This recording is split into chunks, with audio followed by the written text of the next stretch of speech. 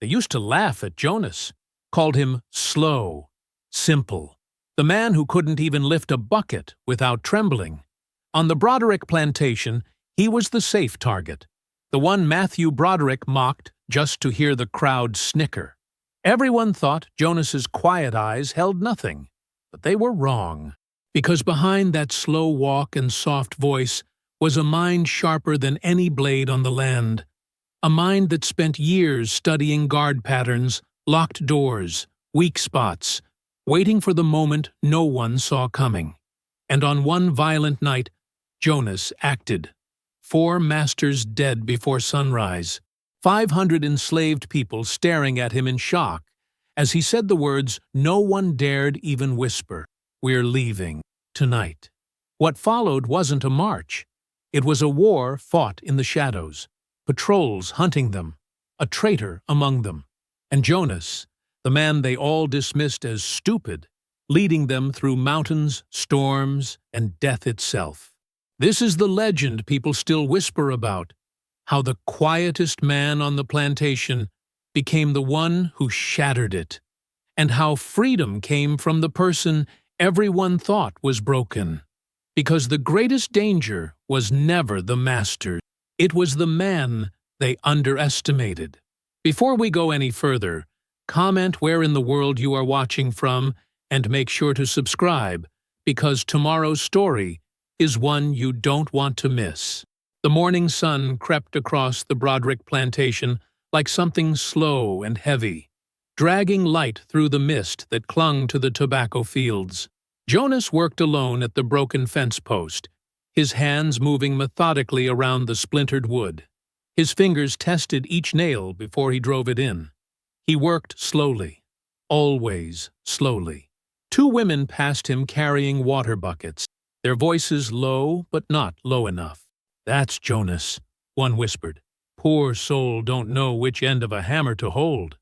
Been that way since before I got here. Some say he was born wrong. Others say something happened to him when he was young." Their footsteps faded into the field rows. Jonas kept working. His face showed nothing. No hurt, no anger, no understanding at all.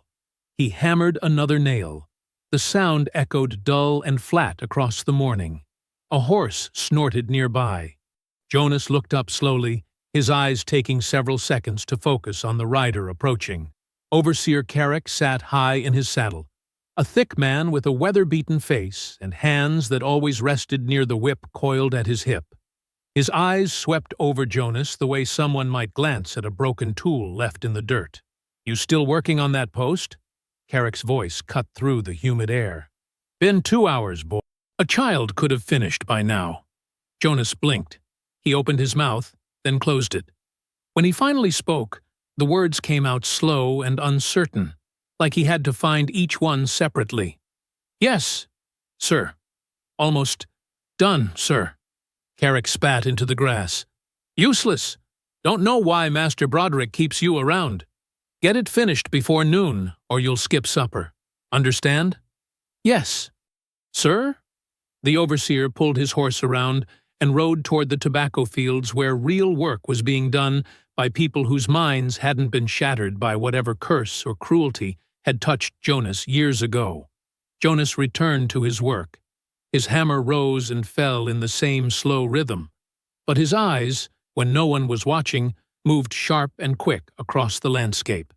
He counted Carrick's distance in seconds, noted which direction the overseer rode, observed that the man favored his left stirrup, leaning heavy on that side. Small things, details that didn't matter to someone too simple to understand them. The fence post repair took Jonas another hour. When he finished, he gathered his tools with careful, clumsy movements and walked toward the tool shed behind the main house. The main house itself stood massive and white, its columns gleaming in the strengthening sunlight.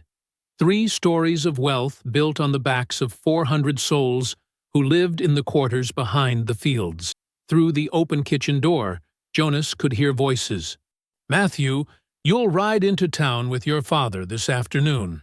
That was Master Edwin Broderick, a man in his 50s whose voice carried the certainty of someone who had never been told no in his entire life. "Russell will manage the accounts here. I want those numbers ready when we return." "Yes, Father."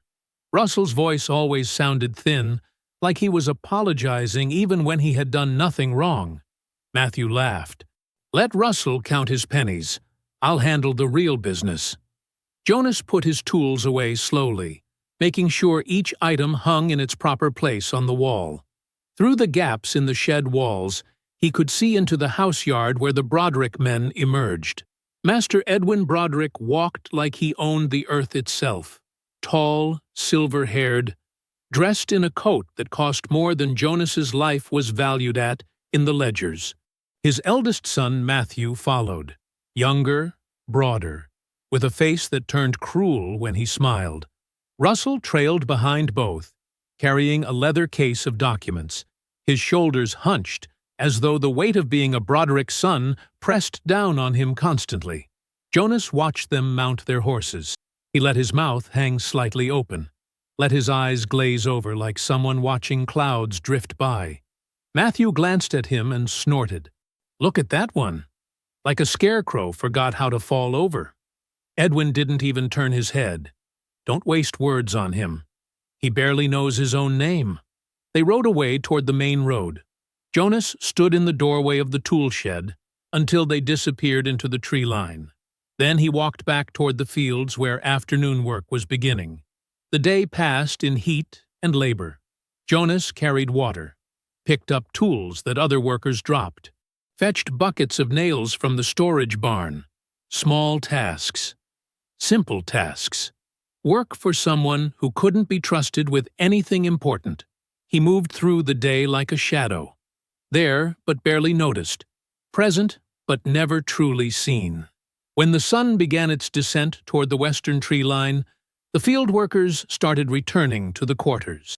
Jonas walked among them, always a few paces behind, never quite part of the group. Conversations flowed around him like water around a stone. Near the path to the quarters, Lydia waited. She was a woman in her 60s, her face lined with decades of grief and endurance. Her eyes held something the others had lost, a stubborn ember of warmth that no amount of cruelty had managed to extinguish.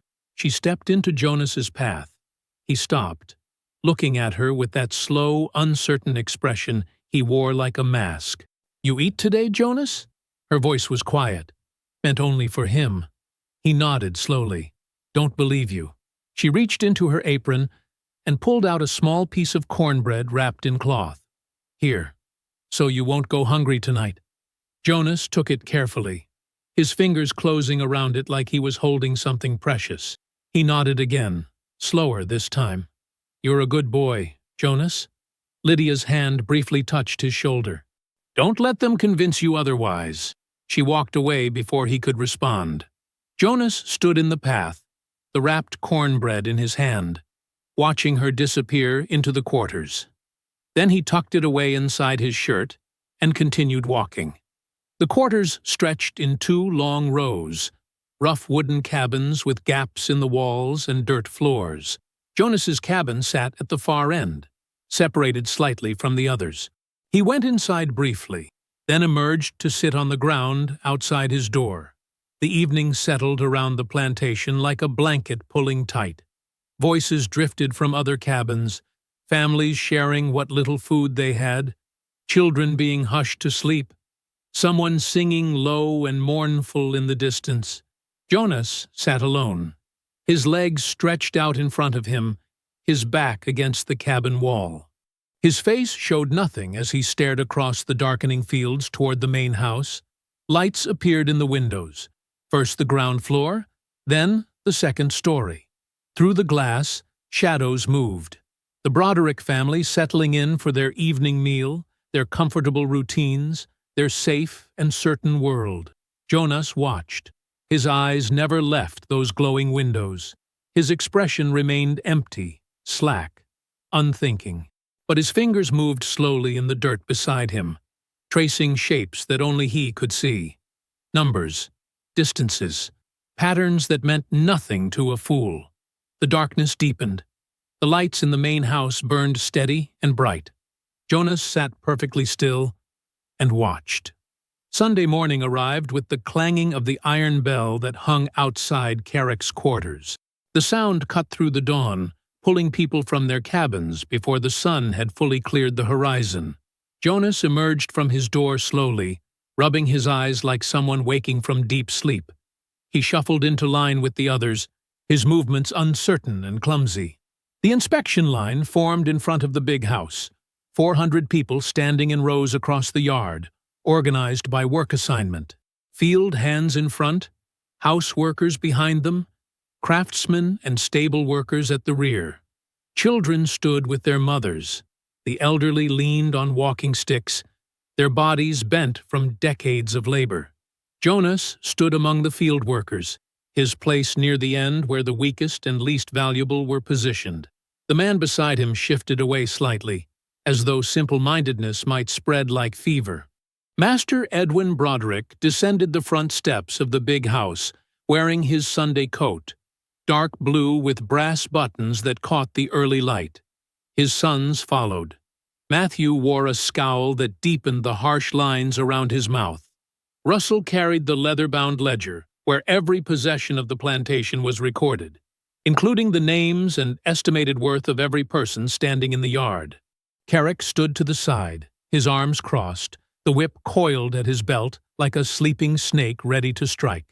The inspection began. Master Broderick walked slowly along the front row, his eyes scanning faces without really seeing them.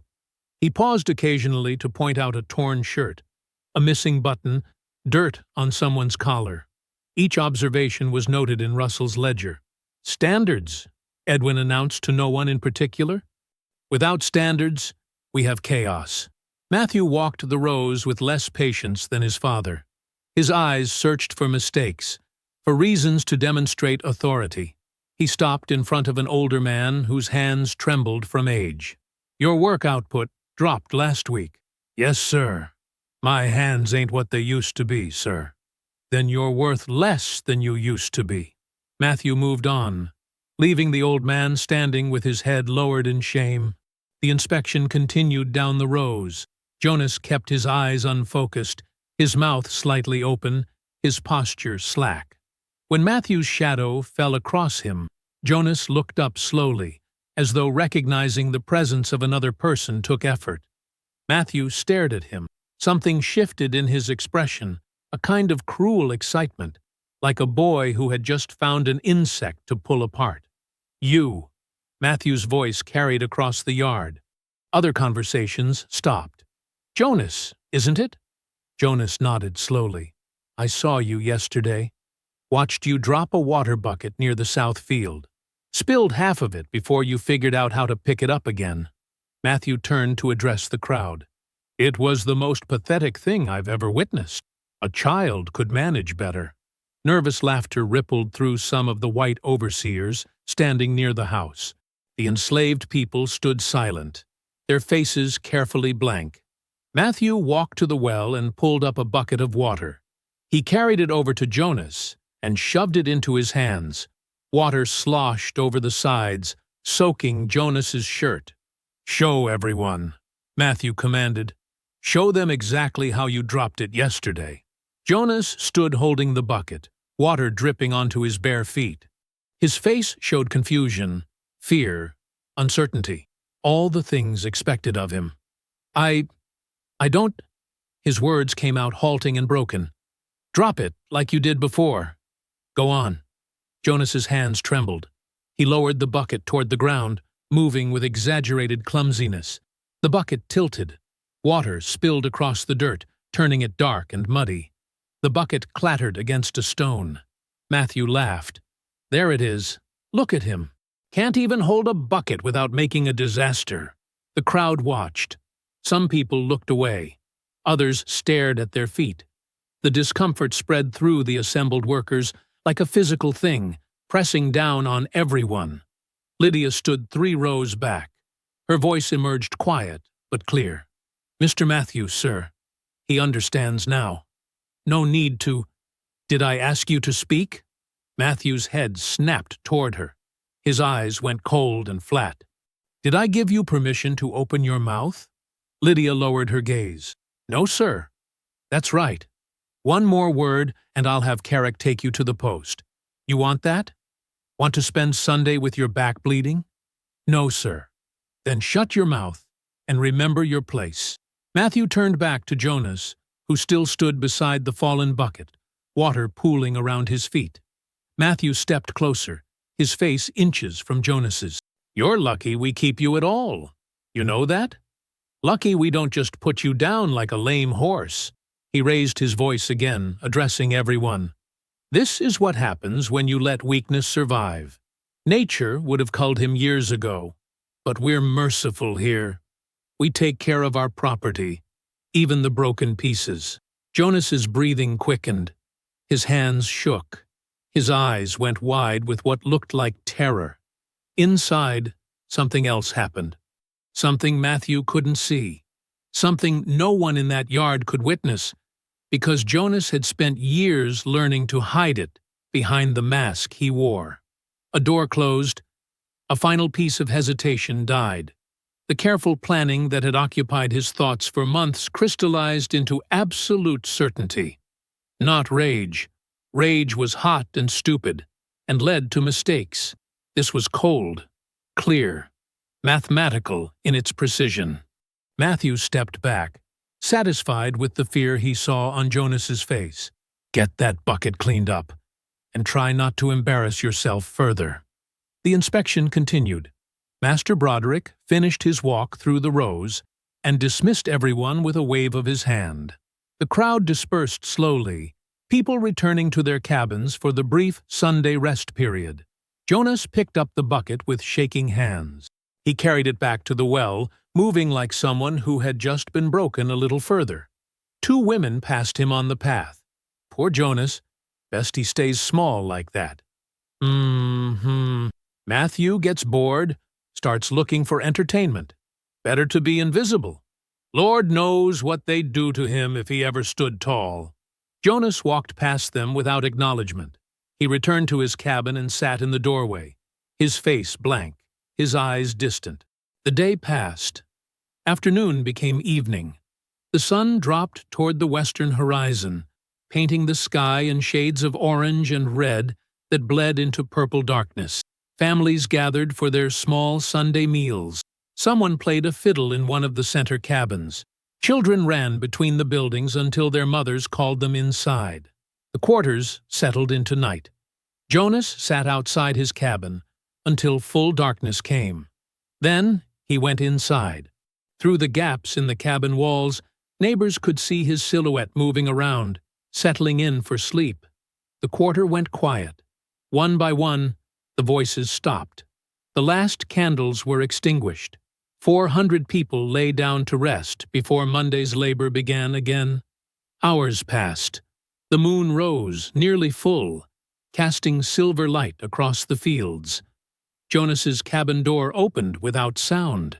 His shadow emerged, no longer moving slowly, no longer uncertain. He carried a small bundle tucked under his shirt, pressed against his chest. He stood for a moment outside his door, his face turned toward the main house where the Broderick family slept in their comfortable beds, dreaming whatever dreams came to people who owned other human souls. The moonlight caught his face. His expression was focused, alert, intelligent. Every trace of the fool had vanished like smoke in wind. Jonas walked across the open ground between the quarters and the fields. His feet found the softest earth, the quietest paths. He moved with the practiced stealth of someone who had studied these grounds for years, memorizing every detail while everyone assumed he was too simple to notice anything at all. He reached the edge of the cotton fields where the planted rows gave way to wild grass and brush. Beyond that, the tree line waited, thick forest that stretched for miles. Jonas paused at the boundary. He looked back once at the plantation spread behind him. The big house, with its white columns, the quarters where his people slept, the fields where they would wake tomorrow to another day of the same suffering that had defined every day before. Then he turned and walked into the trees. The darkness swallowed him completely. The forest received him without sound. He was gone. Lydia woke before the others. She always did.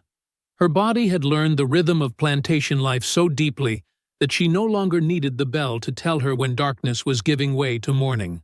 Her hands ached as she pushed herself up from her thin mattress. The cold had settled into her joints overnight, the way it always did now that she was past 50. She wrapped a shawl around her shoulders and stepped outside to start the fires. The air smelled of dew and turned earth. The sky was still dark, but the quality of that darkness had changed. Dawn was coming, even if it hadn't arrived yet. She stopped. Jonas sat beside her cabin door. Dust covered his clothes. Sweat streaked his face, despite the cool morning air. He looked up at her with clear, focused eyes that held none of the confusion she had grown used to seeing there. Lydia's breath caught. She glanced around quickly to make sure they were alone, then knelt beside him. "Jonas, what are you—" "I need to tell you something." His voice was different. The words came out smooth and precise, without the usual halting uncertainty. "I need you to understand before tonight." Lydia stared at him. The change was so complete, so total, that for a moment she couldn't reconcile the man in front of her with the one she had protected for years. "What did you do to yourself?" she whispered. "Nothing. This is who I've always been." Jonas reached into his shirt and pulled out a small bundle. He unwrapped it carefully, revealing a ring of keys, a piece of paper covered in detailed drawings, and a second paper filled with notes written in careful handwriting. "I've been pretending since I was 23 years old. I'm 36 now. 13 years of acting like my mind was broken." Lydia looked at the papers. The drawings showed the plantation from above. Every building, every fence line, every path marked with precise measurements. The notes listed times, names, patrol patterns, guard rotations written in neat columns. "You can write." It wasn't a question. She could see the evidence in front of her. "I can read, too. I learned by watching Master Broderick's children during their lesson. I would stand outside the window, pretending to wait for orders, and I memorized everything their tutor taught them." Jonas spread the map across his knees. "I've been watching for 13 years, Lydia. Learning, planning, waiting for the right moment. Where did you go last night?" "To finish scouting. I needed to confirm the patrol schedule for the North Road. I needed to check the condition of the bridge at Willow Creek. I needed to see if the old mining trail was still passable." He pointed to different sections of his map. "I've walked every path within 10 miles of this plantation. I know where the patrols stop to rest. I know which guards drink too much and fall asleep at their posts. I know where the dogs are kept and what routes they run." Lydia felt something cold spread through her chest. "Jonas, what are you planning?" He met her eyes. His face was calm, but she could see something burning behind that calmness, something that had been contained for years and was now ready to break free. "The Brodericks died tonight. All of them. Master Edwin, Matthew, Russell, and Carrick. Lord have mercy." Lydia's voice barely made sound. "They won't show us mercy. They never have. I've watched them break people for 13 years. I've watched them sell children away from their mothers. I've watched them whip old men who couldn't work fast enough anymore. I've watched Matthew humiliate anyone he could find, just because it entertained him." Jonas's hands were steady as he refolded the map. "If they live, this continues. If they die, everyone here has a chance. You'll be killed. They'll hunt you down and— Not if we run. All of us. 500 people. Gone before anyone realizes what happened." Lydia shook her head. The enormity of what he was suggesting was too large to hold in her mind. "That's impossible. Where would we go? How would we—" "I have the route planned. There's an old mining trail through the mountains that hasn't been used in 20 years. The patrols don't watch it anymore because everyone thinks it's too dangerous. But I've walked it. It's passable if you're careful. It leads to the river, and across the river is free territory. Jonas, people will die trying. The mountains are... People are dying here. His voice was quiet, but absolute. Slowly, every day. Their spirits dying even if their bodies keep moving. I can't watch it anymore, Lydia. I can't pretend one more day that I'm too stupid to understand what's happening around me. I'm done hiding. Lydia looked at his face. She saw the years there, the weight of watching and waiting and carrying this secret alone. She saw the determination that had kept him alive when pretending to be simple would have driven most people genuinely mad. Why tell me? Because I need your help. When I've finished tonight, people are going to be terrified. They'll panic. They'll run in different directions or freeze up completely. I need you to help keep them together. I need you to tell them to trust me. He paused. And because you've been kind to me, you never mocked me. You shared your food. You protected me when you could. You deserve to know the truth before everything changes. Lydia sat back against her cabin wall. The sky was getting lighter. Soon the bell would ring, and the day would begin. What do you need me to do? Act normal today. Pretend nothing has changed. Tonight, stay awake. When you see fire in the main house, start waking people quietly. Tell them to pack only what they can carry and gather near the south fields. Tell them to bring children and elders first. Tell them Jonas has a way out, and they need to trust him.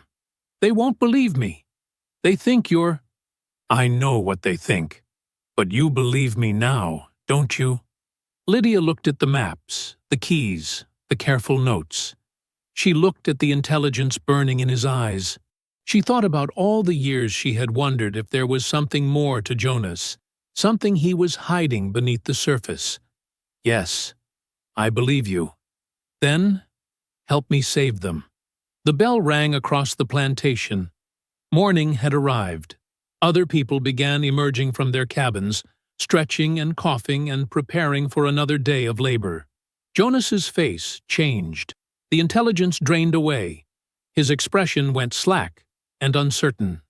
His shoulders rounded forward. He became the fool again so completely that Lydia almost doubted what she had just witnessed. He stood up slowly, moving with exaggerated care. He shuffled away toward the fields without looking back. Lydia watched him go. Then she started the fires with shaking hands. The day passed like every other day. Jonas worked in the fields with his usual slow, clumsy movements. He dropped things. He confused simple instructions. The other workers ignored him or spoke around him as though he wasn't there. Matthew rode past him twice and didn't even glance in his direction. To Matthew, Jonas was already broken, not worth the entertainment of further humiliation. The sun crossed the sky. Afternoon became evening. Families ate their small meals. The fiddle played again from someone's cabin. Children were called inside. Candles were lit and then extinguished. The plantation settled into sleep. Jonas lay on his mattress, listening to the sounds of 400 people breathing in the darkness around him. He waited until even the restless sleepers had gone quiet. Then he rose. He moved through the shadows between cabins, avoiding the moonlight, staying low. He reached the smokehouse and used a thin piece of metal he had shaped years ago to work the lock. The door opened without sound.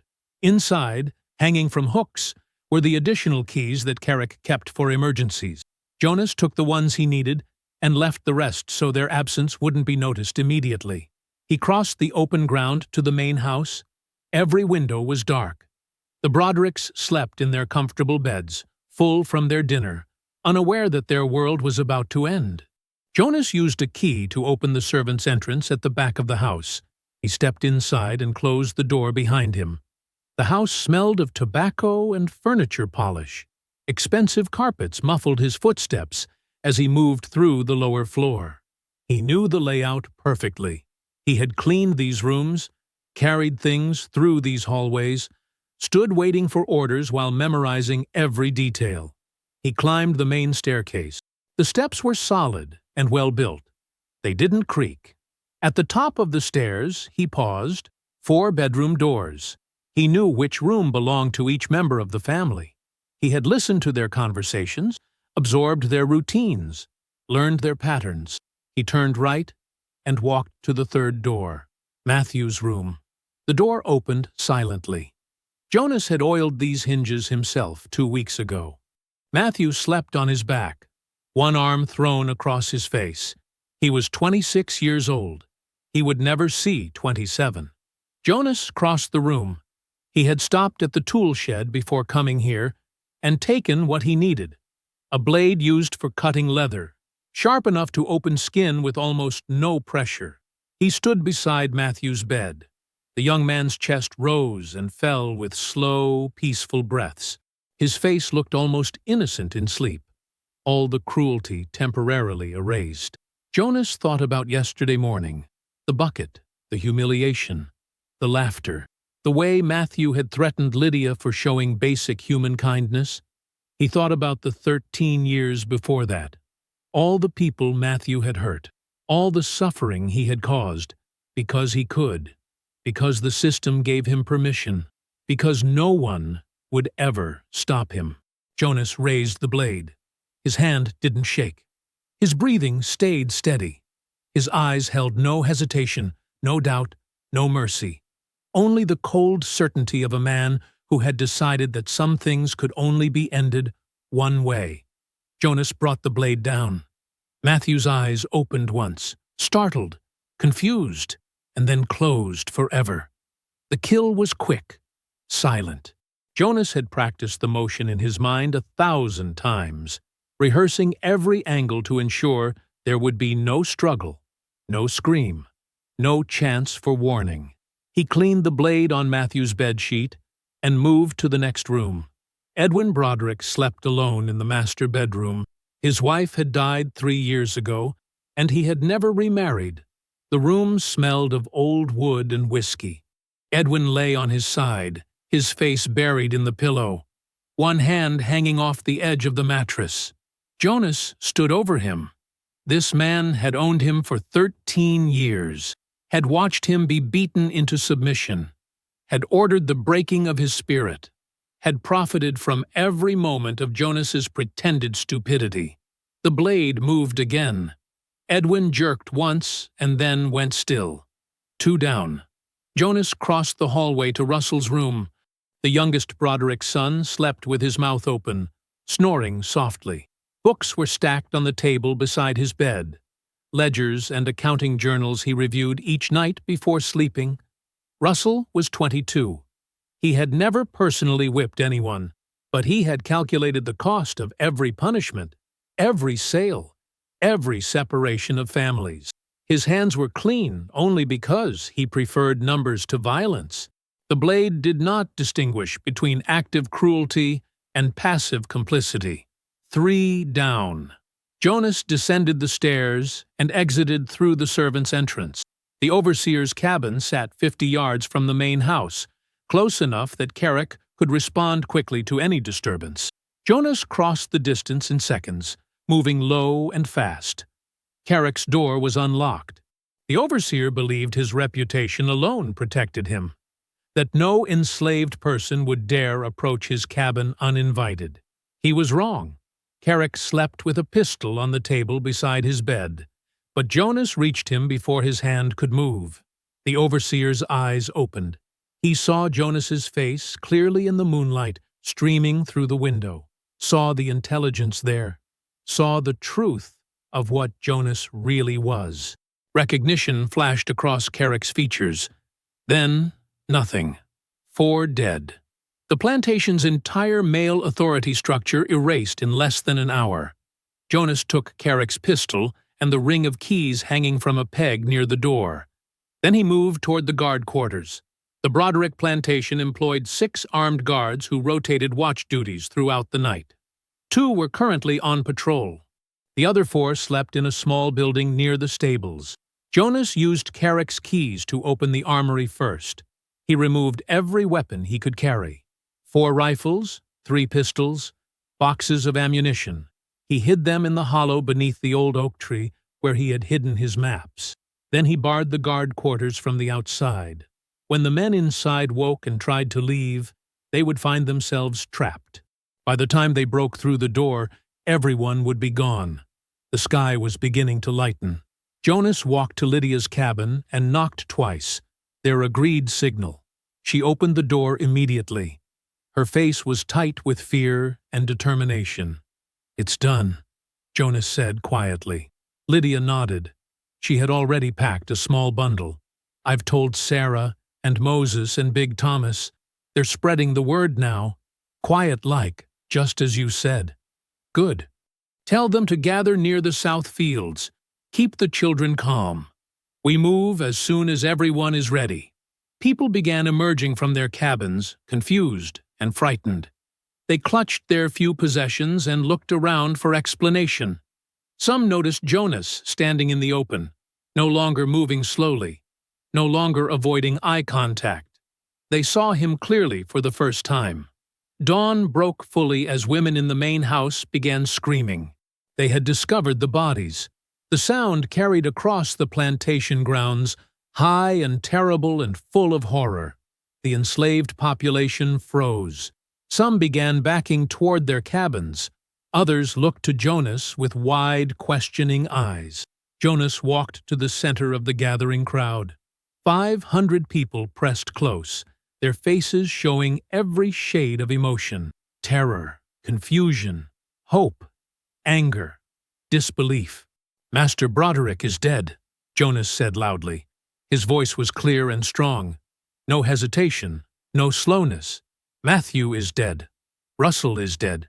Carrick is dead. The guards are locked in their quarters. Every man who held power over you is gone." Silence, complete and absolute. "We're leaving. Today. Right now. All of us together." An older man named Samuel spoke up, his voice shaking. "They'll hunt us down. They'll kill us all. They'll kill us if we stay." Jonas met his eyes. "You know what happens when a master is murdered. They'll blame everyone. They'll hang people as examples. They'll burn the quarters. Staying here means death." "Where would we go?" a woman called out. "The river crossing is watched every night." "The river crossing is a trap," Jonas agreed. "The patrols wait there. They've caught every runner who tried it. But I know another way." He pulled out his map and held it up so people could see. "There's an old mining trail through the mountains. It hasn't been used in 20 years. The patrols don't watch it because they think it's too dangerous. But I've walked it. I've mapped it. It's passable if we're careful. It leads to the river 10 miles north of the watched crossing. Once we're across, we're in free territory." "That trail will kill us," Thomas said. "I've heard about it. People died in those mines." "People are dying here." Jonas's voice cut through the murmurs. "Every day. Their bodies, their spirits, their children. I'm offering you a chance. A real chance. Will some of us die trying? Maybe. Probably. But if we stay, we die for certain. Slowly or quickly, but we die. I'd rather die trying to be free than live one more day as property." A young mother clutched her baby tighter. "How do we know you're not mad? You've been pretending to be simple all these years. Maybe you really are?" "I learned to read when I was 20, Jonas interrupted. "By watching Master Broderick's children during their lessons. I've been watching everything, learning everything, mapping everything, waiting for the right moment. This is that moment. The patrols don't know what happened yet. We have hours before they organize a hunt. But only hours." Distant horns sounded from the direction of town. Someone had sent word. The hunt was beginning. Fear rippled through the crowd. Lydia stepped forward and stood beside Jonas. "I believe him. He's telling the truth. I've seen his maps. He knows what he's doing." Moses joined them. Then Sarah. Then Thomas. One by one, people who had been quietly gathering supplies stepped forward to stand with Jonas. "I'm going," Lydia said firmly. "I'd rather die in those mountains than wait here to be hanged." The crowd shifted. Parents looked at their children. Elders looked at each other. Young men clenched their fists. More horns sounded. Closer now. Decide now, Jonas said. We leave in 10 minutes. Anyone who comes, gather at the south fields. Bring only what you can carry. Help the elders and children. Move quietly until we reach the trees. After that, we run. People scattered to their cabins. Some grabbed bundles. Others hesitated at their doorways, torn between fear of leaving and fear of staying. But when Jonas walked toward the south fields, people followed, slowly at first. Then, in growing numbers, families holding hands, old men helping older women, young mothers carrying babies, men carrying tools that might serve as weapons. They gathered in the trees behind the plantation. 500 people pressed close together, their faces turned toward Jonas. He stood at the front of the group, holding a crude walking staff he had cut from a branch. Behind them, smoke rose from the Broderick plantation as panicked servants set fires, trying to signal for help. Jonas looked at the faces around him, terrified, hopeful, desperate, trusting him with their lives. "Follow me," he said quietly. "Stay close. Stay quiet." We walked together. The group stepped into the forest. The sun climbed higher, turning the forest canopy into a furnace. Jonas called the first rest after 3 hours of walking. People collapsed against trees, gasping. Several children were crying. An elderly woman named Martha had fallen twice already.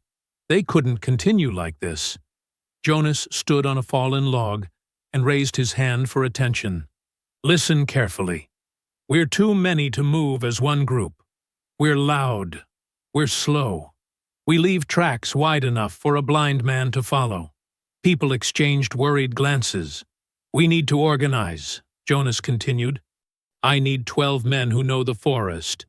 You'll be scouts, walking ahead to check for patrols and find water. I need 8 strong carriers to rotate carrying the smallest children. I need women who can identify edible plants to gather as we move. And I need 4 people with sharp hearing to walk at the rear and listen for dogs." A young man named David raised his hand. "I grew up hunting in woods like these. I can scout." "Good. Pick 11 others you trust. Stay within sight of each other, but spread wide. If you see anything dangerous, bird calls, 2 short, 1 long. Practice it now." David and his chosen scouts practiced the signal until everyone recognized it. Jonas continued organizing. He assigned water detail to people with the steadiest hands. He put the strongest men and women on child-carrying rotation, 4 at a time, switching every hour. He asked the oldest women to teach younger ones which roots and berries were safe. Lydia helped divide people into family units that would stay together. Moses took charge of keeping count, making sure no one fell behind or wandered off. By the time they started moving again, they were no longer a panicked mob. They were organized, purposeful. The terrain began rising. Rocky outcrops appeared between trees. The ground grew harder, less likely to hold footprints. Jonas showed them how to step on stones and exposed roots instead of soft earth. He taught them to break small branches as they passed, creating false trails that led nowhere. He collected damp leaves and showed them how to rub the leaves on their clothes to mask their scent. "Dogs follow smell more than sight," he explained. "Water and wet leaves confuse them. Use it." People watched with growing amazement. This man, who had seemed simple for so many years, was teaching them things he had learned through silent observation and careful study. Sarah whispered to her sister, "He's been smart this whole time. All those years, just pretending." The climb grew steeper as afternoon stretched toward evening. Children who had been crying earlier now rode on shoulders, too exhausted to make noise. Martha was being supported between 2 younger women, her feet barely touching the ground. Jonas called another rest near a small stream. Scouts reported no signs of patrols yet, but dog sounds were carrying faintly from the south. They were being followed, just not closely enough to catch them yet. "We keep moving until full dark," Jonas announced. "Then we hide for the night." No fires except small ones, hidden in hollows where smoke can't be seen. We eat what we brought. Save half for tomorrow. As twilight fell, they found a natural depression between two hillsides, a place where the land folded in on itself, creating a hidden pocket. Jonas positioned lookouts at 3 points around the perimeter while everyone else settled in. Families clustered together. Mothers nursed babies quietly. Men checked their few weapons, farm tools mostly, knives and axes. Jonas allowed 3 small fires, each built inside holes dug into the earth and covered with damp wood to reduce smoke. Food was distributed carefully: a handful of cornmeal, strips of dried meat, hard bread that had to be softened with water. Everyone got some, but no one got enough. A soft humming started somewhere in the darkness, an old song Martha used to sing in the fields. Others joined in, their voices barely above whispers. The melody was sad and hopeful at once, a sound of people who had learned to find comfort in the smallest things. Jonas walked the perimeter alone. His feet moved silently over rocks and roots. He paused every few yards to listen. The forest was full of night sounds: owls calling, small animals moving through brush, wind in the branches. But beneath those natural sounds, he heard others.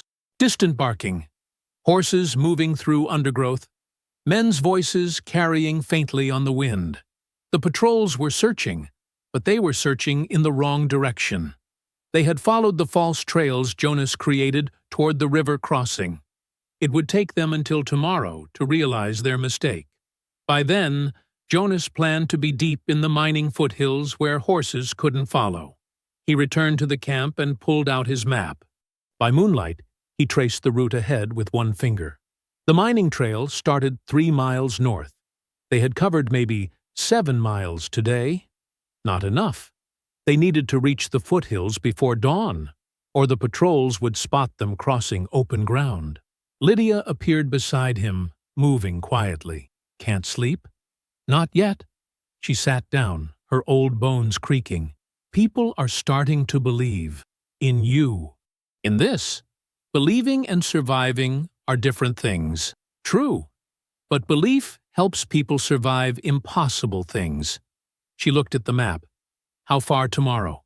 "We need to reach the mining foothills before first light. That's another 8 miles through harder terrain. With children and elders." Jonas folded the map. "I don't know if we can do it. We'll do it because we have to." They sat in silence for a while, listening to the quiet breathing of 500 people trying to sleep in the forest. Babies whimpered. Someone coughed. The wind shifted, bringing the smell of distant smoke. "Tomorrow, the real test begins," Jonas whispered. "Once we're in the mountains, there's no turning back. The trail is narrow, dangerous. People will fall. People will die." Lydia put her hand on his shoulder. "People were dying at the plantation too. Slower, but just as dead. You gave us a chance. That's more than we had yesterday." Jonas closed his eyes briefly. The weight of 500 lives pressed down on him like physical force. "Get some sleep," Lydia said. "Even a few minutes helps. You too." They leaned against the same tree, their shoulders touching. Around them, the camp settled into an uneasy rest. Guards stayed alert at their posts. The fires burned low in their hidden holes. Jonas's eyes closed. His mind kept working, planning tomorrow's route, calculating risks, preparing for what came next. The group woke in darkness, quiet as breath. Jonas moved through the camp, touching shoulders, whispering for everyone to gather belongings. No fires this morning. No time for proper breakfast. Children were lifted onto backs, while still half asleep. The elderly were helped to their feet. People chewed on hard bread as they walked, washing it down with water from canteens filled at yesterday's stream. The forest was still dark when they began moving, only the faintest blue light filtering through the canopy. Jonas led them north, following landmarks he had memorized from his map. A split oak tree, a boulder shaped like a sleeping bear. a creek bed that ran east to west. They walked for 2 hours before the sun appeared. David returned from scouting with 2 other men, their faces troubled. They pulled Jonas aside while the group rested. "Patrol tracks," David whispered. "Fresh ones, maybe 3 hours old. 6 horses, moving west toward where we camped last night." Jonas's jaw tightened. "How close?" "1.5 miles. They're searching in a grid pattern." "Methodical." David paused. "There's something else. We found markers." "What kind of markers?" "Small stone piles. 3 rocks stacked at the base of trees. We saw 4 of them, all pointing in our direction." Jonas felt ice in his stomach. Someone in the group was leaving signs for the patrols to follow. Someone was betraying them. "Show me." David led him 50 yards back along their trail. Sure enough, 3 smooth stones were stacked carefully against a pine tree, arranged in a way that looked natural unless you knew what to look for. Jonas kicked the stones apart and scattered them. "Find the others. Remove every marker you see. Tell no one else yet." "You think it's one of us?" "I know it is." They returned to the group. Jonas kept his face calm, showing nothing. He announced they would continue moving, but he quietly studied faces as people stood and gathered their things. Who looked nervous? Who avoided eye contact? Who seemed too eager to help organize the line? He saw nothing obvious. The traitor was careful. They walked through the morning, climbing steadily upward. The forest thinned as they gained elevation. Rocky ground replaced soft earth. The temperature dropped slightly, bringing relief from the lowland heat. Moses approached Jonas during a water break. "People are saying we're being followed closer than you told them."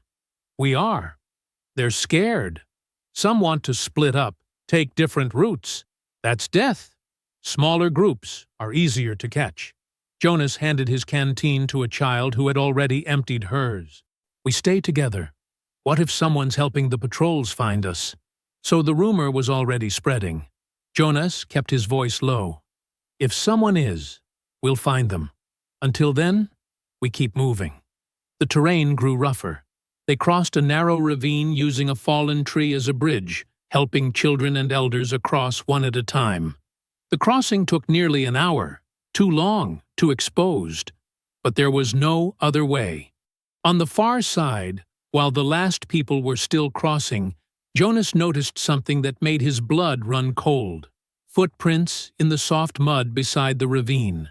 Fresh prints, made within the last hour, leading directly to a fallen log where someone had clearly stopped to rest. Exactly where their group had paused before crossing. The prints came from inside their group and led away into the forest toward the south, toward the patrols. Someone had separated from the group to leave another marker or send another signal. Jonas knelt beside the prints, memorizing their size and shape. Medium build, possibly male, possibly female. The person had stood here watching while the group organized the crossing, then slipped away during the confusion. He said nothing. Confronting someone without proof would create panic, division. People would turn on each other. The group would fracture. Jonas covered the prints with loose dirt and kept moving. By late afternoon, the mining range appeared ahead. A series of rocky hills scarred with old tunnels and abandoned equipment. The ruins of wooden structures dotted the hillsides, collapsed and overgrown with vines. Jonas led them to the largest tunnel entrance, a dark mouth in the hillside reinforced with rotting timber. He sent scouts inside first, to make sure it was safe. They reported back that the tunnel ran deep but seemed stable for the first 100 feet. Beyond that, it was blocked by collapsed rock. "We shelter here tonight," Jonas announced. "Out of sight. Protected." People filed inside, grateful for the darkness and the feeling of walls around them. The tunnel was cool and damp, but it felt safer than sleeping in open forest. Families claimed spaces along the tunnel walls. Small fires were lit near the entrance where smoke could escape. The flickering light made shadows dance on stone. As night settled, people began sharing stories. Sarah talked about her grandmother who had told her stories of freedom. Moses described the farm he would build someday. Martha sang another old song, her voice cracking with age but still beautiful. Lydia sat beside Jonas near the tunnel entrance. They need this. Connection. Hope. Hope doesn't stop bullets. No, but it keeps people moving when their bodies want to quit. She watched the firelight play across tired faces. You should talk to them more. Let them know you. They don't need to know me. They need me to get them north. They need both. A leader they can't trust is just another master. Jonas stared into the darkness beyond the tunnel. Trust is what's getting us caught. Someone in this group is signaling the patrols. Lydia's face went still. You're certain? I found markers. I found footprints leading away from our camp. He lowered his voice. Someone slipped away during the ravine crossing today. I don't know who yet. What will you do when you find them? Jonas didn't answer. He assigned night watch in pairs, people who came from different families, ensuring no pair could conspire together. He made sure everyone knew they were being watched, hoping it would make the traitor more careful, more likely to make a mistake. Midnight approached. The tunnel grew quiet except for breathing and the occasional cry of a restless child. The watch pairs stood at their posts, alert in the darkness. Jonas lay near the entrance, eyes open, waiting.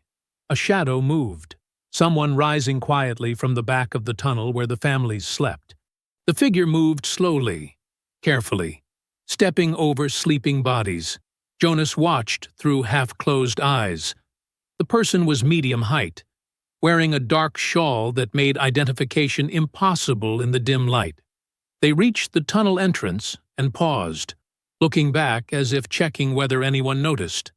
Then they slipped outside into the night. Jonas rose silently, following. The morning arrived differently than the ones before. Jonas woke to the sound of birdsong, clear melodic calls echoing between the rock walls of the mining foothills. The darkness lifted gradually, revealing a sky streaked with pink and gold. Clean air moved through the tunnel entrance, carrying the scent of pine and damp stone. People stirred, stretching cramped limbs and rubbing sleep from their eyes. Children emerged from the tunnel blinking at the brightness. For the first time in days, faces looked less drawn, less haunted by immediate fear. The weather's cleared, Moses observed, stepping outside to study the sky. No rain coming. Good walking day. Jonas checked the perimeter while families gathered their belongings. No fresh patrol signs during the night. No unusual sounds. The watch pairs reported a quiet darkness. Nothing but wind and animal noises. Maybe the traitor had stayed still last night. Maybe Jonas's announcement about paired watches had been enough to keep them from signaling. Or maybe they were simply waiting for the right moment. The group assembled quickly, moving with more confidence than before. They had survived 3 days. They had crossed difficult terrain. The mining range, once so intimidating, now felt like protection rather than obstacle. Jonas led them northeast along a natural ridge that ran between two valleys. The path was wide enough for 2 people to walk side by side. Rock walls rose on their left, providing cover from anyone searching the lowlands below. The walking became easier. Flat stretches replaced constant climbing. Children no longer needed to be carried every step. The elderly moved with less struggle, conserved energy allowing them to keep pace. Sarah walked near the front of the line, pointing out wildflowers growing in cracks between stones. My grandmother told me these yellow ones are good for fever. You boil the roots. Martha joined her, examining the plants. Mine told me the same. Said the old medicine is what kept us alive when masters wouldn't call doctors. Their conversation drifted back through the line, sparking other memories. People began sharing what their grandmothers had taught them. Remedies, songs, stories, small pieces of knowledge passed down through generations of suffering, but preserved nonetheless. The morning stretched into midday. The sun climbed overhead, warm but not oppressive. A breeze moved across the ridge, keeping everyone cool. Jonas found a wide creek cutting across their path around noon. The water ran clear over smooth stones, shallow enough for safe crossing, but deep enough for washing. "We rest here," he announced. "1 hour. Drink, clean yourselves, let the children play." Families rushed forward gratefully. People knelt at the water's edge, splashing their faces and necks. Children squealed as they waded into the creek, feeling cold water on their feet for the first time in days. Mothers filled canteens and water skins. Men washed sweat from their bodies. Laughter rose, real laughter, unforced and genuine. Jonas watched from higher ground, allowing himself to feel cautious satisfaction. They had traveled farther than he expected. The pace was good. If they maintained this speed, they would reach the county border by tomorrow night.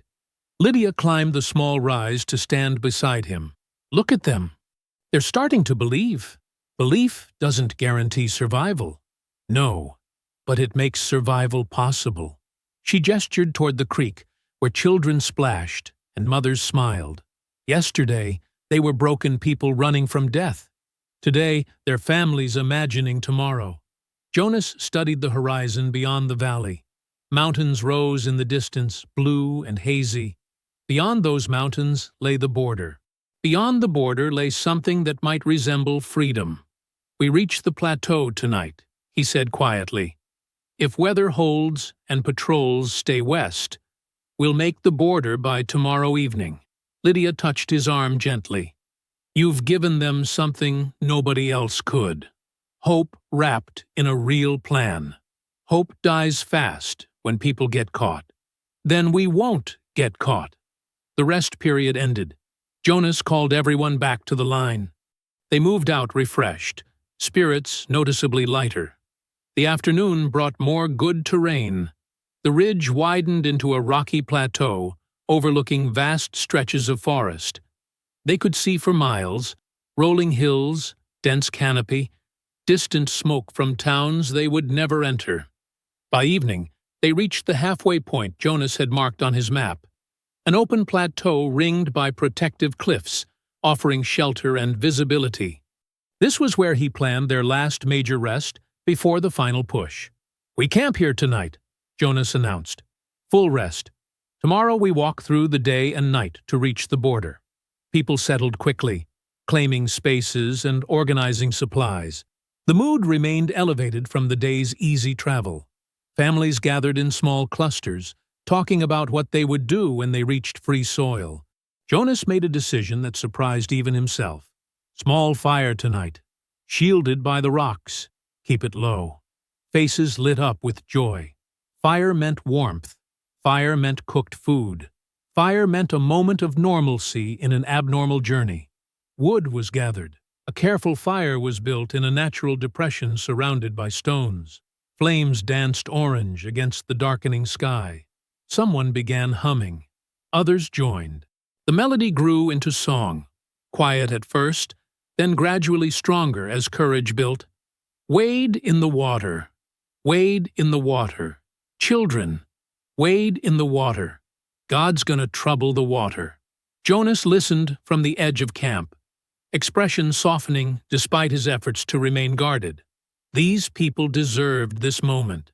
They deserved to feel human after so many years of being treated as property. Lydia found him in the darkness. "You should join them." "I'm keeping watch." "You always keep watch. Let someone else stand guard for 1 hour." Jonas shook his head, but didn't move away. The singing continued, voices rising and falling in familiar rhythms. Children clapped. Elders swayed. For the first time since killing the Brodericks, Jonas felt something close to peace. The feeling lasted until just before dawn. Jonas was checking the perimeter when David and 2 other scouts returned, moving fast and breathing hard. Their faces carried the tight expression of men who had seen something terrible. "Markers," David said without preamble. "Fresh ones. Less than 2 hours old." Jonas felt the peace shatter like broken glass. "Show me." They led him east, away from camp, to a small clearing where someone had arranged stones in a clear pattern, an arrow pointing directly toward the plateau where 500 people slept. "There's more," David continued. "We found a piece of torn cloth tied to a branch. Red fabric. Signal flag." Jonas studied the markers with cold clarity. These weren't subtle trail signs.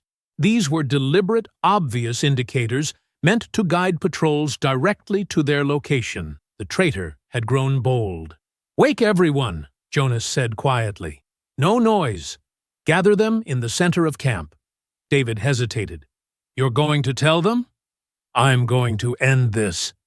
The scouts moved through camp, touching shoulders, whispering for people to rise. Confusion spread as families gathered in the pre-dawn darkness, standing in loose clusters around the dying fire. Jonas stood before them, face illuminated by faint orange light. He waited until everyone was present, until 500 pairs of eyes focused on him. Then he spoke, voice carrying across the plateau. "There is a traitor among us." The words hit like a physical blow. People gasped. Mothers pulled children closer. Men looked at their neighbors with sudden suspicion. Jonas continued, letting the shock settle before explaining further. "Someone in this group has been leaving markers for the patrols. Stone piles, broken branches, signal flags. They have been guiding our enemies directly to us." The joyful singing from last night died completely. Silence fell heavy and terrible. Panic erupted like fire catching dry grass. "Who is it?" a woman screamed. "Who's been betraying us?" Men turned on each other, eyes wild with fear and suspicion. Families clutched together, searching faces in the dim light for signs of guilt. "It's one of the young men," someone shouted. "Has to be. They're the only ones strong enough to slip away at night." "Could be anyone," another voice countered. "Could be someone we all trust." Jonas raised his hand, trying to restore calm, but the crowd had fractured. Arguments broke out in clusters. Accusations flew without evidence. A mother pulled her son behind her protectively when 3 men approached, demanding answers. "Enough!" Jonas's voice cut through the chaos. "Fighting each other helps the patrols more than any traitor could." The shouting lowered to angry murmuring. People still watched their neighbors with distrust, but they turned their attention back to Jonas. "We find who did this," Jonas continued, "but we do it carefully, thoughtfully." He gestured to David and the other scouts. "Show everyone what we found." The scouts described the markers in detail. The stone arrows, the red cloth tied deliberately to guide trackers, the fresh footprints leading away from camp and returning before dawn. Jonas studied the crowd as they spoke, watching for reaction. Most people showed only fear and confusion. But one young man near the back stood frozen, face drained of color, hands trembling visibly. Aaron, 20 years old, quiet, always volunteering for water collection runs. Jonas had noticed him because he moved efficiently, never complaining about the work. Now Aaron looked like he might collapse. "Check everyone's shoes," Jonas ordered. The footprints had a distinctive mark, a crack in the left sole, shaped like a lightning bolt. People began examining their feet. Some lifted boots for inspection. Others turned over worn shoes, showing smooth soles without cracks. Aaron didn't move. He stared at the ground, breathing rapidly. His mother noticed first. "Aaron, baby, lift your foot." Aaron shook his head, tears beginning to stream down his face. "Aaron." Her voice grew desperate. "Show them your shoes." "I can't." The words came out broken. "Mama, I can't." The crowd pressed closer. Jonas walked slowly toward the young man, keeping his movements non-threatening despite the rage building in his chest. "Show us," Jonas said quietly. Aaron's legs gave out. He collapsed to his knees, sobbing. "I'm sorry. God forgive me. I'm so sorry." His mother screamed. The crowd erupted again, this time with murderous fury. "Kill him! He led them right to us. My children could die because of him." Men surged forward. Jonas stepped between them and Aaron, arms spread wide. "Back away! Now!" "He's a traitor!" someone shouted. "Traitors die!" "I said back away!" Jonas's voice carried the full weight of command, the same tone he had used when organizing the escape. The crowd hesitated, held by his authority, if not their anger. Jonas crouched beside Aaron, who was still weeping into his hands. "Tell me why." "They have my sister." Aaron's voice came out choked. 3 days before we left, patrol caught her trying to steal medicine from town. They locked her up, told me they'd hang her unless I helped them. The crowd's anger shifted slightly, confusion mixing with rage. "What did they promise you?" Jonas asked.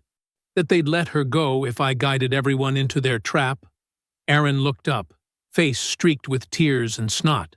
"They said once the patrols had everyone else, they'd release Rachel and let both of us disappear north. I believed them because I'm stupid. I'm so stupid." His mother collapsed beside him, pulling him into her arms despite the betrayal. "Your sister. Oh, baby. Your sister.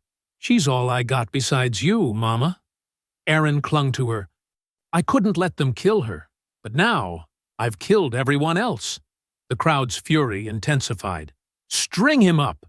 Make him suffer like he's making us suffer." Jonas stood, facing the mob.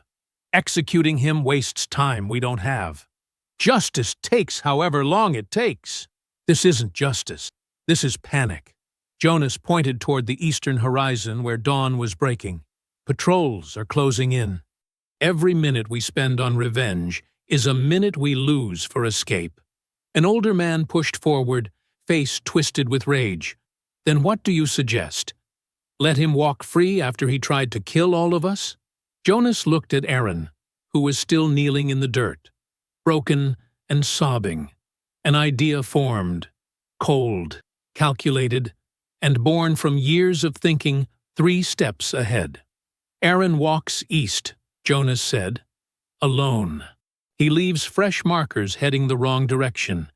He leads the patrols away from our actual path." The crowd fell silent, processing this. "You mean use him as bait," David said slowly.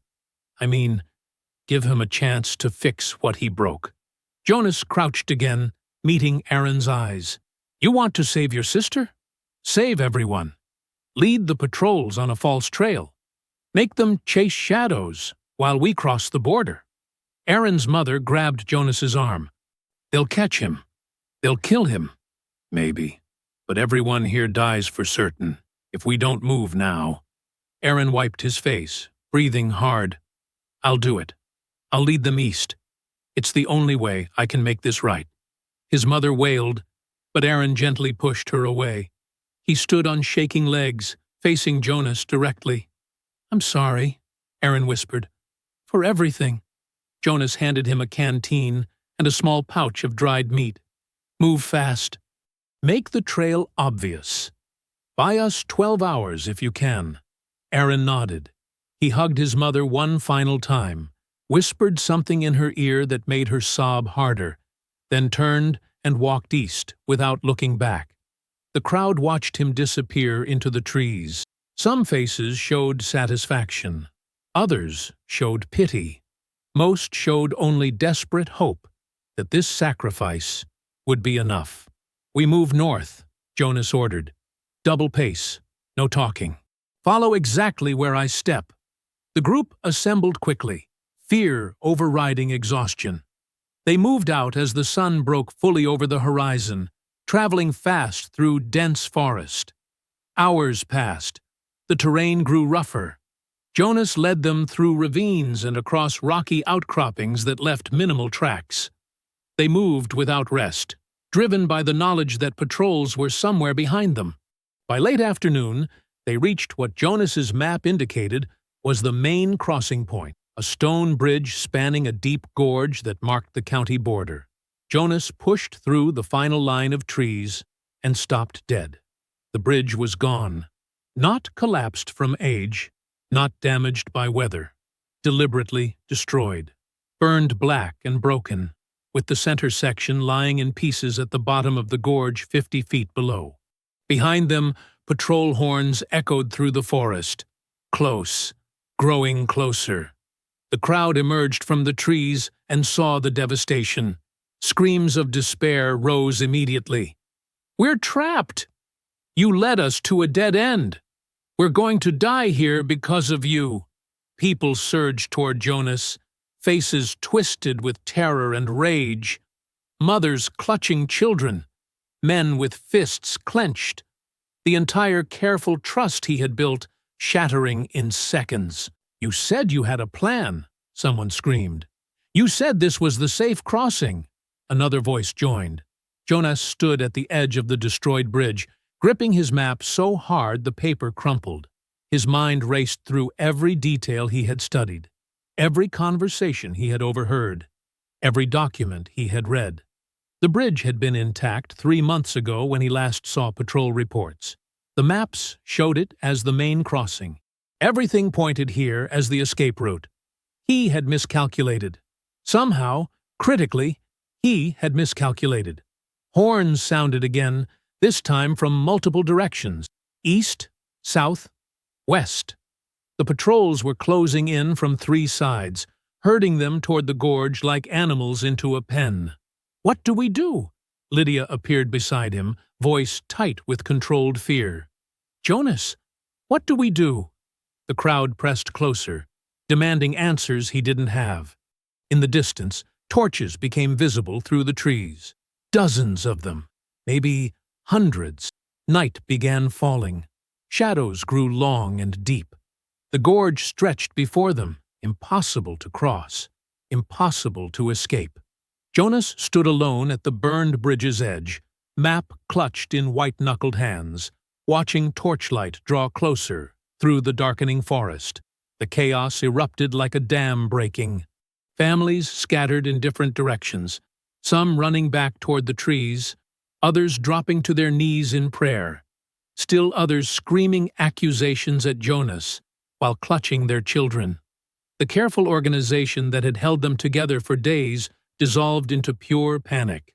Dogs barked in the distance, south, maybe a mile away, maybe less.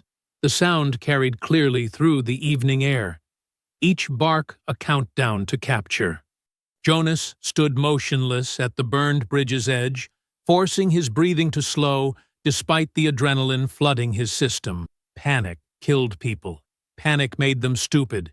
He couldn't afford stupidity now. "Everyone stop!"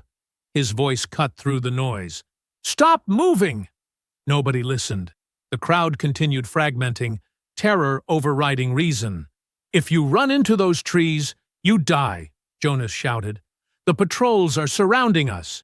Listen to me!" A rock flew past his head, thrown by someone in the crowd. Another followed, striking his shoulder. "You killed us!" a man screamed. "You led us straight into their trap." More rocks, more accusations. The mob was seconds from tearing him apart.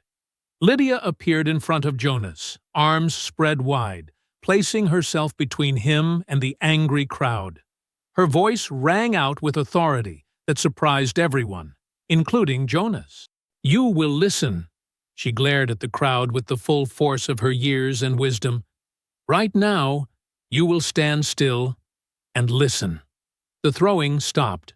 People hesitated, held by the strength in her voice. "This man risked everything to get you this far." Lydia continued. "He killed the people who owned you. He organized this escape. He kept you alive for 5 days through terrain that should have killed half of you. You owe him your attention." "He led us to a dead end," someone shouted back. "Then let him lead us out of it." Lydia's eyes blazed. "Or would you prefer to surrender yourselves back to chains, to whips, to watching your children sold away?" Silence fell. The dogs barked again, closer now. Lydia turned to Jonas, voice dropping to something only he could hear. "Tell them why you started this. Tell them the truth." Jonas shook his head. "That doesn't matter now. It matters to them." Lydia gripped his arm. "They need to understand who you are. Not the mask. Not the plan. You. Jonas looked at the crowd. 500 faces watching him with fear, anger, desperation. Families huddled together, children crying against their parents' legs. Old people too exhausted to run anymore. He had led them here. He owed them truth. I wasn't always like this, Jonas said quietly. The crowd leaned forward to hear. Wasn't always planning and thinking ahead. When I was younger, maybe 16, I belonged to a different plantation, smaller than Broderick's. The master there had a daughter who liked to read on the porch while I worked the gardens. He paused, memory flooding back with painful clarity. I listened while she read aloud, learned letters that way, taught myself to sound out words from the books she left behind. I got good at it, good enough that I started reading newspapers the master threw away, maps he kept in his office. I thought being smart would make me valuable. Thought maybe he'd give me better work. The crowd was completely silent now, even the children quieting. He caught me reading one of his account books. Jonas's voice remained steady, despite the rage building behind the words. I thought he'd be impressed.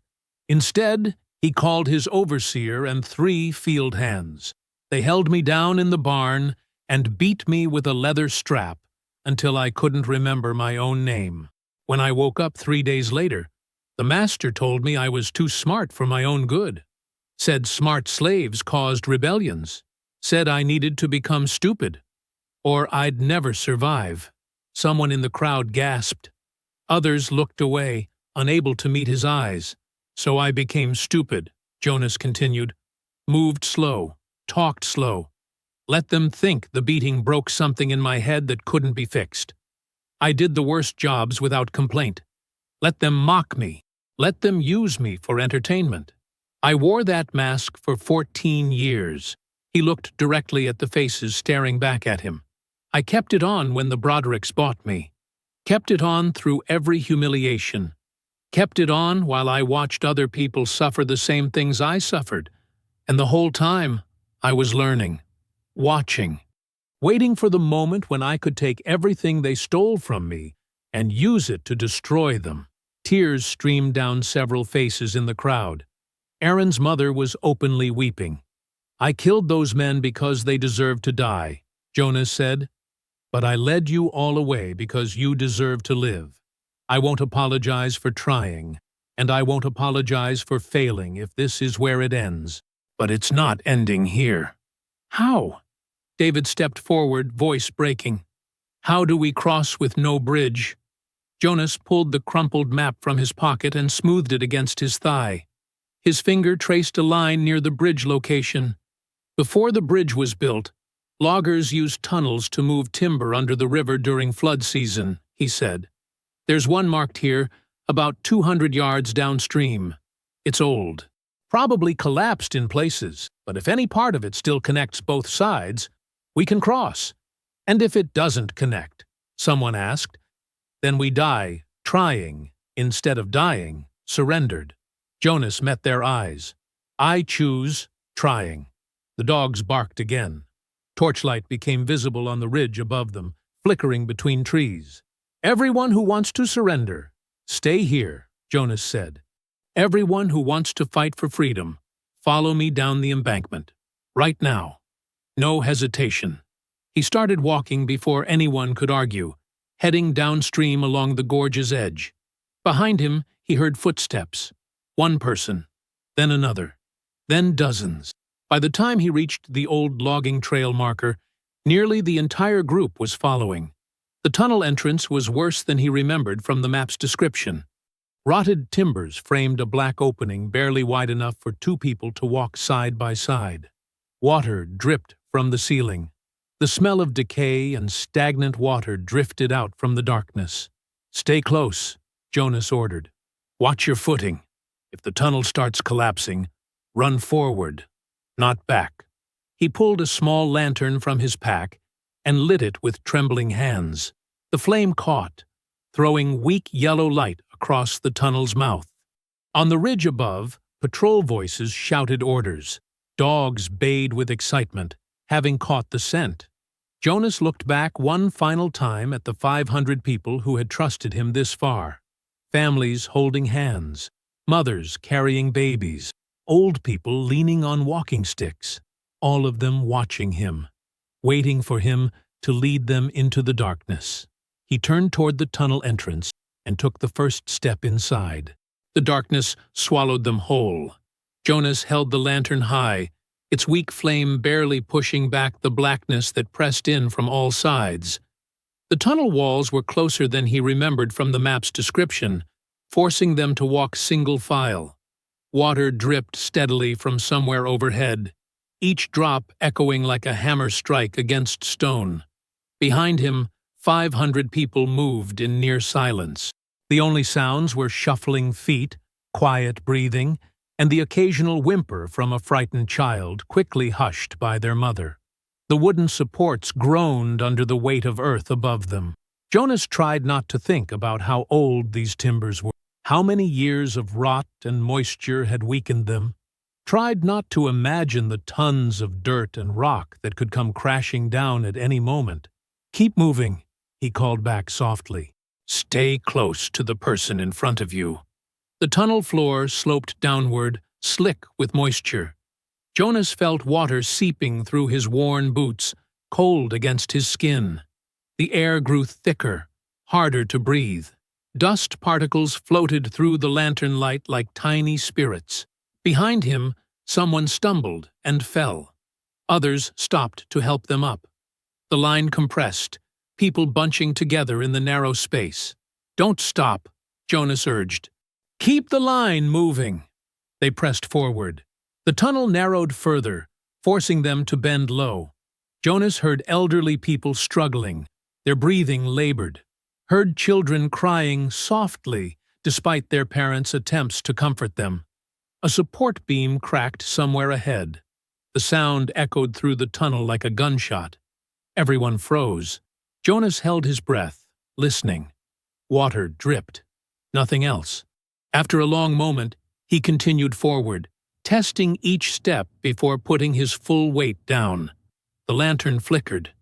Jonas adjusted the wick with trembling fingers, terrified of losing their only light. If the flame died, they would be trapped in absolute darkness, unable to see the walls or ceiling or where to step. Panic would spread instantly. He kept the flame burning. Behind them, distant voices echoed from the tunnel entrance. Patrol officers shouting orders, dogs barking with excitement. Jonas moved faster. The people followed, sensing the urgency without being told. The tunnel curved sharply left, then right, following the natural contours of the underground rock. Jonas's shoulder scraped against the wall, his injured arm sending sharp pain through his body. He ignored it. The ceiling lowered. Jonas had to crouch now, holding the lantern awkwardly to avoid scraping it against stone. People behind him bent double, some crawling on hands and knees. He heard Lydia's voice calling encouragement to those struggling. "Almost there," Jonas lied, having no idea how much farther they needed to go. "Keep moving." A deep rumbling sound vibrated through the walls. Dust fell from the ceiling in streams. Someone screamed. "Keep moving!" Jonas shouted. "Don't stop!" The rumbling grew louder. Behind them, a massive crash echoed through the tunnel. People cried out in terror. Jonas turned, holding the lantern high. 30 feet back, the tunnel had collapsed completely.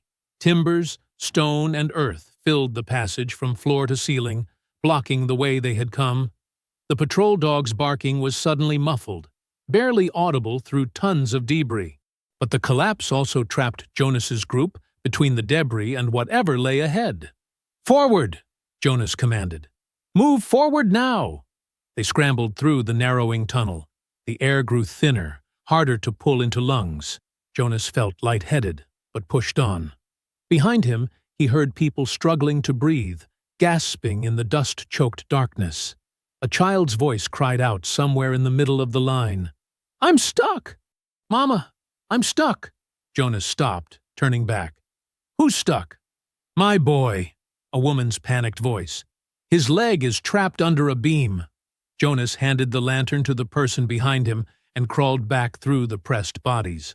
Found a boy, about 7 years old, his ankle pinned beneath a fallen timber. The child was crying, trying to pull free. Jonas gripped the beam with both hands. His injured shoulder screamed in protest, but he lifted. The wood shifted slightly, just enough for the mother to pull her son free. The moment the boy was clear, Jonas released the beam. It fell back into place with a heavy thud. His shoulder felt like it was on fire, something torn or broken inside. He gritted his teeth against the pain. "Keep moving," he told the mother. "Get him to the front of the line." They continued. The tunnel began sloping upward now. Jonas felt hope stir in his chest despite the agony in his shoulder. Upward meant they were approaching the other side. The air changed, became fresher, less stale. Jonas smelled dirt and grass instead of rot and decay. The tunnel widened. People could stand upright again. They moved faster, sensing freedom ahead. Light appeared in the distance, not lantern light, natural light, dawn breaking over the world above them. Jonas extinguished the lantern to save oil and moved toward the gray-blue glow. The tunnel mouth opened onto a hillside covered in morning dew, the river visible behind them, the patrol torches tiny and distant on the far bank. Jonas stepped out onto free soil. His legs nearly buckled. He caught himself against a tree, breathing hard. Behind him, people emerged from the tunnel one by one, then in groups, then in a flood. They stumbled into the dawn light, faces streaked with dirt and tears, clothes torn, bodies exhausted beyond measure, but alive, all of them alive. Someone dropped to their knees and pressed their palms against the earth. Others collapsed in the grass, sobbing. Children ran in circles, laughing with relief they didn't fully understand. Elderly people sat heavily, staring at the sunrise with expressions of disbelief. Lydia emerged from the tunnel, supporting an old man who could barely walk. She saw Jonas, and her face broke into the first genuine smile he had seen from her in years. She crossed to him and took his hand, squeezing it tightly. Her eyes were wet. "You did it," she whispered. "You got us here." Jonas looked at the 500 people scattered across the hillside, families holding each other, strangers embracing. The first free breaths they had taken in their entire lives. He allowed himself to feel it for just a moment, the weight lifting, the mask falling away completely, the knowledge that he had turned his pain into purpose, and his suffering into salvation for others. Then he straightened, despite his injured shoulder, and called out to the group, "We need to keep moving. There's a settlement 2 miles north that will take us in. Can everyone walk?" Heads nodded. People helped each other stand. They formed a loose group and began walking north together, leaving the tunnel and the river and the plantation and everything they had survived behind them. The settlement appeared as the sun climbed toward noon. A cluster of small houses and buildings built by free black families who had been helping runaways for decades. They came out to meet Jonas's group, bringing water, food, blankets. An older woman who led the settlement approached Jonas. 500, she said, looking at the crowd with wonder. "We've never seen this many arrive at once." "They need shelter," Jonas said simply. "Food, medicine. Some are injured. We'll provide what we can." She studied Jonas's face. "You're the one who led them." Jonas didn't answer. Lydia stepped forward instead. "He is, though he won't admit it." The settlement leader nodded slowly. "We need leaders here, people who can organize, plan, protect the community. Will you—" "No." Jonas's response was immediate. "I'm not a leader. You just led 500 people to freedom. That was different." Jonas looked away. "I did what needed doing. Nothing more." Over the following days, the settlement absorbed the newcomers. Families were given small cabins. Food was shared. Wounds were treated. Stories were told around fires at night. each person processing their escape in their own way. Jonas refused every offer of leadership, every request to organize the community. Instead, he asked for one thing: permission to teach. They gave him space beneath an old oak tree near the settlement's center. He gathered materials: slate, chalk, paper, carefully hoarded. Word spread that he was offering lessons. Children came first, curious and eager. Then adults who had never been allowed to learn. Jonas taught them letters, sounds, how to form words from symbols that had been forbidden their entire lives. Evening fell across the settlement. Jonas sat beneath the oak tree, surrounded by 8 children ranging from 5 to 12 years old. They sat in the grass, each holding a small slate, carefully copying the letters he had drawn. "This is B," Jonas said, pointing to the letter. "It makes the sound ba, like in the word book or bird. Can you say it?" "Ba," the children repeated in unison. Jonas smiled. A real smile, not the slow, simple expression he had worn for 14 years. "Good. Now write it on your slates. Take your time." The children bent over their work, tongues poking from the corners of their mouths in concentration. Jonas watched them, feeling something settle in his chest, something like peace. Lydia approached, carrying 2 cups of water. She handed one to Jonas and sat beside him against the tree trunk. "You look happy," she observed quietly. "I'm teaching them what was stolen from me," Jonas said, "making sure no one can ever force them into ignorance. You're giving them power." Lydia watched the children work. "The same power that kept you alive all those years." Jonas nodded. Around them, the settlement came alive with evening activity. Families gathered for meals. People talked and laughed. Children played in the fading light. Near the central fire, someone began telling a story. Jonas recognized the cadence, the rhythm of oral history being passed down.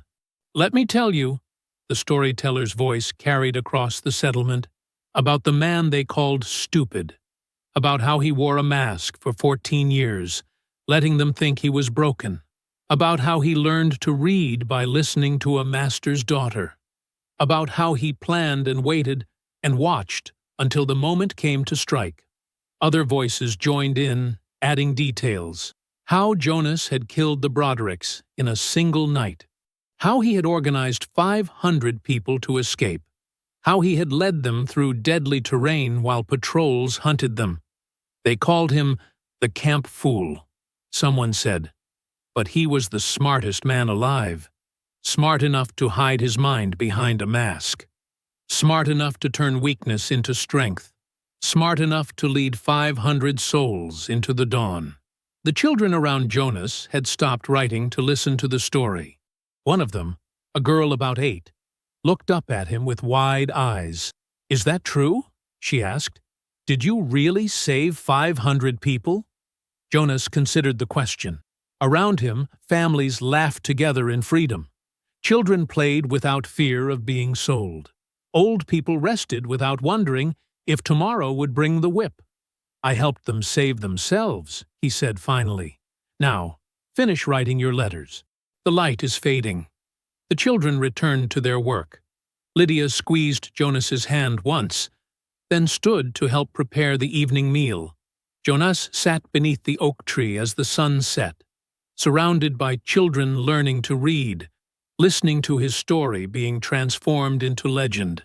The mask he had worn for so long was gone completely now, burned away in the tunnel's darkness and reborn in the dawn light of freedom. A small child finished her letters and held up the slate proudly. "Teacher Jonas, I did it." Jonas examined her work and smiled. "Perfect. Tomorrow, we'll learn C." The fire crackled. Voices rose in song. Stars appeared one by one in the darkening sky. And Jonas taught, giving away the knowledge that had once nearly killed him, ensuring that these children would never be forced to hide who they were, or pretend to be less than they could become. Free. Finally, completely free. I hope you found that story powerful. Leave a like on the video and subscribe so that you do not miss out on the next one. I have handpicked 2 stories for you that are even more powerful. Have a great day.